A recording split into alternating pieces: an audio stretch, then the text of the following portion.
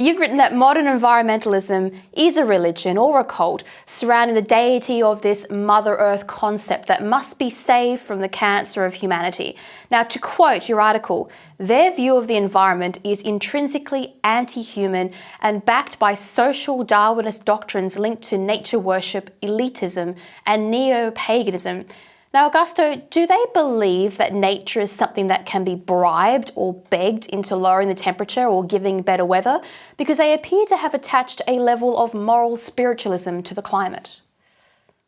Absolutely. This is an amazing thing to see that people can become so primitive again.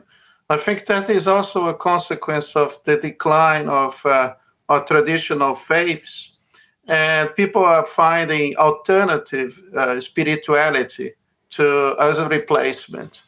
But that is perhaps also associated with the fact that they have an aspiration to seek to do something in order to protect Mother Earth. And it's a form of pantheistic religion that can potentially lead to the appeasement of the gods of nature. So we cannot touch the shark because it can bring bad fluids.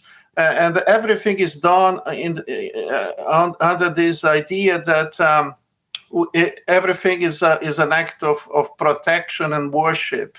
Nature must be kept pristine, and we should not even dare to touch it.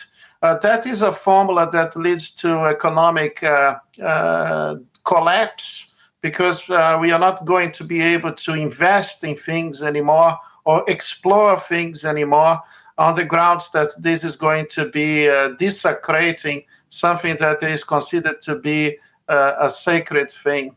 Well, this is not part of your article, and I just thought of it as you were speaking then, but this also leads to racist ideas such as national park lockouts, which we've seen in Australia, where the concept of your race offends the gods of the land. If you walk into this area of a park, well, the gods are offended by your presence. Now, that's a pretty significant and destructive type of racism that we're seeing, and it's being justified by a wider concept of Mother Earth.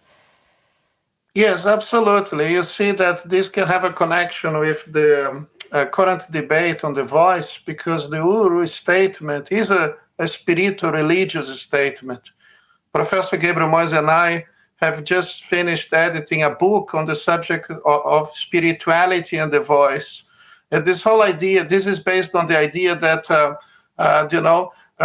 Mother Earth is something so important to be protected that we have to assign certain attributes to protect this entity. It's not based on rationality, it's not based on science, but it's a combination perhaps of these with these spiritual elements, when they are also appeal to Malthusian theory, coming from that book written by Paul Ehrlich in the 1960s, and I better say even early 70s to be more precise, when he talks about population control in order to save Mother Earth, and also refer to the fact that we need to have population reduction even, and that people should avoid having kids. And that's why you see some people who actually commit abortion on the basis that they are actually saving the planet by doing so.